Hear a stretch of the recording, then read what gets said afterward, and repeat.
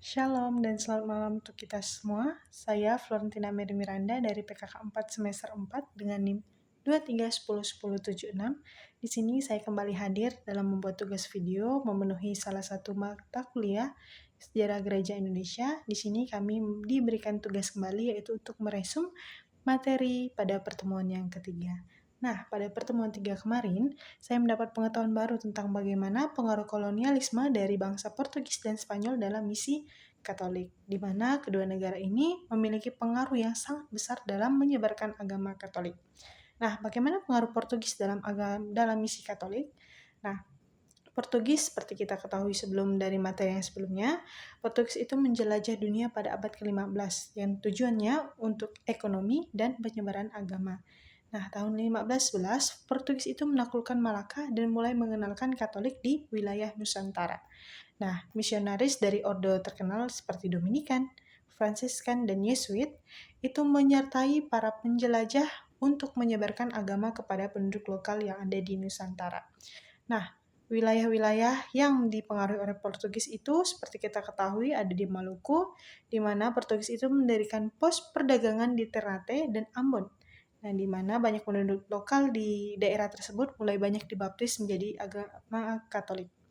Selanjutnya ada Timor dan Flores. Nah, Katolik itu sangat berkembang pesat karena berkat dari ordo misionaris Yesuit dan Dominikan. Dan sampai sekarang, dua daerah ini menjadi basis yang sangat kuat di mana umat Katolik terbanyak di Indonesia atau di Nusantara. Selanjutnya itu ada di Solor, di mana didirikan banteng dan gereja sebagai pusat penyebaran agama Katolik di Nusa Tenggara. Nah, kira-kira siapa sih tokoh yang sangat berpengaruh dalam penyebaran agama di wilayah Indonesia ini?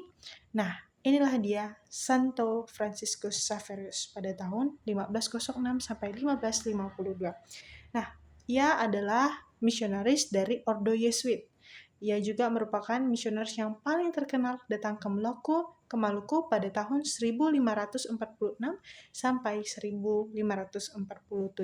Tepat 1 tahun ia menyebarkan agama Katolik, mewartakan Yesus Kristus. Nah, disitulah pada tahun tersebut ia mulai membaptis dan memperkuat komunitas Katolik di 3 daerah dan lain sebagainya, itu di Ambon, Ternate, dan sekitar. Nah, apa sih dampak dari kolonialisme Portugis ini terhadap Katolik di Nusantara? Nah, dengan adanya kolonialisme Portugis yang datang ke Indonesia ini ternyata banyak memberikan dampak-dampak yang positif bagi perkembangan umat di Indonesia.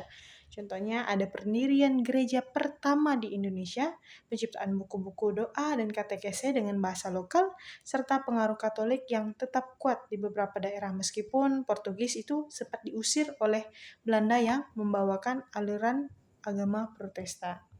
Nah, selanjutnya itu tadi kita sudah membahas bagaimana bangsa Portugis. Selanjutnya kita masuk pada materi yang kedua, yaitu tentang pengaruh Spanyol nih dalam misi Katolik. Nah, perannya tuh Spanyol itu dalam menyebarkan agama Katolik itu tersebar lewat adanya kolonialisasi. Setelah tahun 1494 ketika perjanjian Tordesillas. Apa sih perjanjian Tordesillas? Nah, perjanjian ini yang dijanjikan antara Spanyol dan Portugis yang menjadikan wilayah di luar Eropa itu menjadi 2 kedudukan wilayah untuk wilayah eksekutif. Nah, Spanyol ini ternyata lebih berpengaruh perkembangannya di bagian Filipina dibanding dengan bagian di Nusantara. Nah, dampaknya kan walaupun tidak sebesar di Filipina pengaruhnya, ternyata di Nusantara juga berdampak yang sangat lumayan. Tepatnya pada abad ke-16, Spanyol hadir di Maluku Utara, tepatnya di Tidore, tetapi tidak terlalu berpengaruh karena bersaing dengan bangsa Portugis dan Belanda. Sebagian keberhasilan misi ini terlihat di Filipina yang dominan sampai saat ini, di mana bangsa itu wilayah Filipina itu terdapat banyak sekian umat Katolik yang berada di Filipina. Nah, dari 2 materi tersebut tentang bagaimana bangsa Portugis dan Spanyol menyebarkan agama Katolik baik di Nusantara maupun di luar Nusantara, ternyata kesimpulannya Portugis itu lebih berperan di Nusantara dibanding dengan Spanyol. Nah, kehadiran Portugis membawa misionaris ke Maluku, Timor, dan Flores yang menjadi pusat komunitas Katolik di Indonesia.